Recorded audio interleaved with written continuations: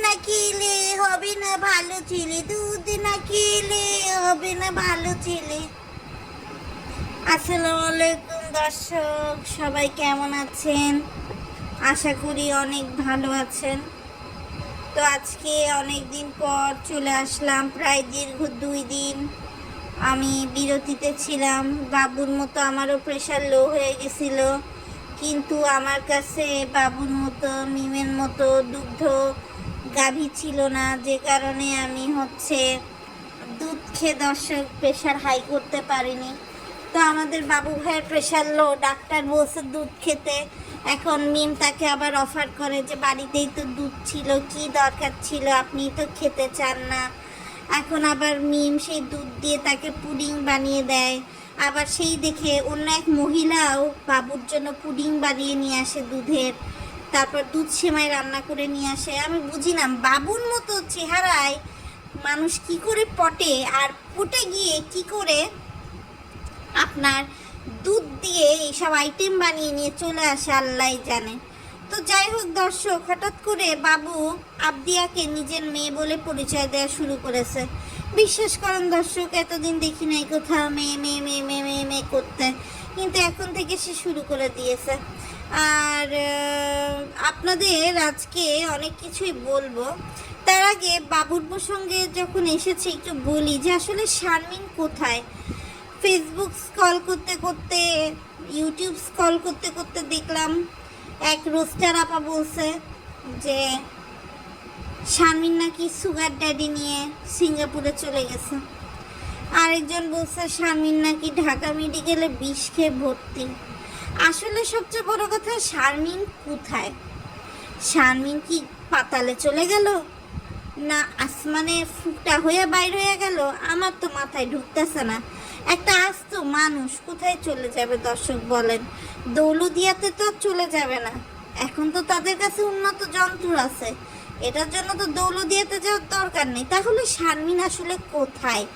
এটাই এক্স্যাক্টলি দর্শক আমারও প্রশ্ন। আপনারা যদি কেউ জেনে থাকেন তাহলে বলবেন, কেননা রাজের এই দুঃখ আমি আর চোখে দেখতে পাচ্ছি না। পরিমণির বিরহে শরীফুল রাজও এত বেদনা দেখায়নি যতটা শারমিনের বিরহে আমাদের রাজ দেখাচ্ছে। তো বাবু আর মিম হঠাৎ করে ইচ্ছা হয়েছে টিভি কিনবে। বাবু এত টাকা কোথা দিয়ে পেলো? ইউটিউবে বাবুর ভিউ কি এত যে লাখ লাখ টাকা কামানো যায়? আর লাখ লাখ টাকা কামানো গেলেই কি 80,000 টাকা দিয়ে টিভি কেনা যায়? তা কিন্তু যায় না দর্শক। তো বাবু আর মিম আসলে ইটিশ পিটিশটা ঠিক মতো করতে পারছে না। তো তাদের এই ইটিশ পিটিশটা যাতে তারা ঠিক মতো করতে পারে, সেই জন্য তারা একটা টিভি কিনেছে। টিভি কিনে সেই বোকা বাক্সে যেন আবদিয়া বন্দি থাকে, এই জন্য পাশের রুমে, বেডরুমের পাশের রুমে টিভিটা লাগাইছে, এবং সেই টিভির মধ্যে আবদিয়াকে বিজি রেখে সে আর মিম রোম্যান্স করবে, ভিডিও লাইভ করবে। তো সেই জন্য তারা এই কাজ করে বেড়াচ্ছে। থাকলে তুমি আশেপাশে, মনে আমার বিকাশে, প্রেমের জালে বুকটা করে আ আ উ, দুষ্টু কোকিল ডাকে রে কুকু কুকু কুকু কুকু, चोली के पीछे क्या है, चोली के पीछे, चुनरी के नीचे क्या है, चुनरी के नीचे है, चोली में दिल है मेरा, चुनरी में दिल है मेरा, ये दिल मैं दूंगी अपने यार को, प्यार को। हाय। তো দর্শক, এই হাইটা বলার কারণ কি জানেন? কেননা মিমোর ভিগো লাইভের আইডির নাম হাই মেরি লাইলা। এখন এই হাই মেরি লাইলা, লাইলা ও লাইলা ऐसी तू लाइला, हर कोई चाहे तुझसे मिलना अकेला। তো এই গানে ডান্স করে করেই কিন্তু মিম তার আইডি ভাইরাল করেছে, কেননা তার ওয়াইফাইয়ের আইডির নামও হাই মেরি লাইলা। আপনি বলেন দর্শক, এটা কোন ভদ্র সমাজের ভদ্র লোকের ওয়াইফাই আইডির নাম হবে? আপনারাই বলেন দর্শক, যদি আমি ভুল হই সেটাও আপনারা বলতে পারেন। আর যেভাবে মিম আর বাবু নষ্টামি করে বেড়াচ্ছিল ওই টিভি সেট আপ আলা লোকের সামনে, বলার মতো না দর্শক। আর আরেকটা বিষয় দর্শক, চিন্তা করেন যে বাবু অসুস্থ ছিল, তো যখনই সে মিমের এই পুষ্টিগুণ সম্পন্ন দুধ খেলো, সে কিন্তু একদিনই সুস্থ হয়ে গেছে দর্শক। মানে বুঝলেন ব্যাপারটা, যে কত শক্তি। 110 লেবুর শক্তিতে যেমন ভীমবার, তেমন 110 গরুর দুধ হারিয়ে মিমের দুধেই শক্তি আছে, যেটা বাবুকে আসলে দর্শক সুস্থ করে দিছে।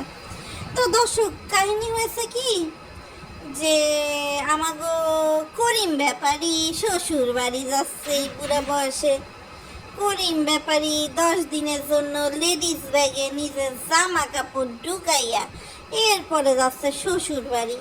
আর এই করিম ব্যাপারী শ্বশুর বাড়ি যাচ্ছে, করিম ব্যাপারীর বিরহে দর্শক খুকি তো মাতোয়ারা, যে শ্বশুর আব্বা চলে যাচ্ছে, সে কি করবে না করবে এরকম একটা ভাবসাব নিয়েছে চলছে।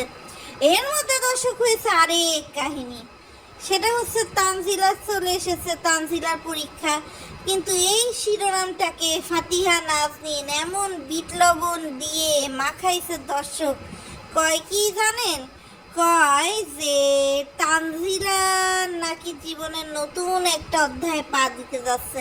স্বাভাবিক ব্যাপার দর্শক, থাম্বনেল দেখে আমিও ভাবছি তানজিলা মনে হয় প্রেগনেন্ট, পরে দেখি না, সেটা ঘটনা না।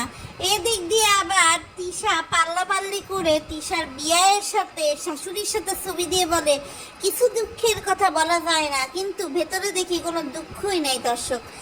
সে রোকনের বউ সাথীকে ধরে সাথী ভেড়া মেরায় বেড়াতে যাবে, সেই ভেড়া মেরা নিয়ে কতক্ষণ ধরে ক্যাসাল কইল দর্শক।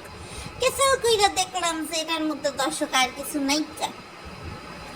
তো যাই হোক দর্শক, যা বলতে চাইছিলাম সেটা হলো, আসলে শারমিন কোথায়, এটা যেমন একটা রহস্য, একইভাবে এই যে বাবুর ভাই, সে ঠুসঠাস করে একটা ব্লগ চ্যানেল খুলে এখন আবার টপে থাকে।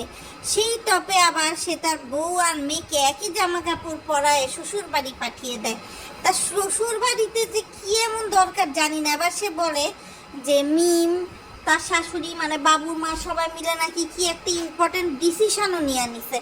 মানে কত নম্বর বাটপার লোক যে আশেপাশে থাকে দর্শক, এটা আসলে এখানে না দেখলে বোঝা যেত না। তো যাই হোক দর্শক, আজকে আপনাদের সাথে এটা শেয়ার করে ফেললাম। 55 ইঞ্চি টিভি নাকি অন্য কোনো রহস্য, সেই ভেদজাল করে আবার খুব শীঘ্রই আপনাদের সামনে নতুন একটা ভিডিও নিয়ে হাজির হব। দিন শেষে এটাই বলবো যে বাবুর এত কামানিও নাই যে সে 60,000 টাকা দিয়ে একটা টিভি কিনে ফেলবে। এদের কাছে টিভিটা আসলে ভাত মাছ দর্শক, বুঝছেন? কি আর বলার আছে, সাবিনাকে নিয়ে বলবো অন্য একটা ভিডিওতে।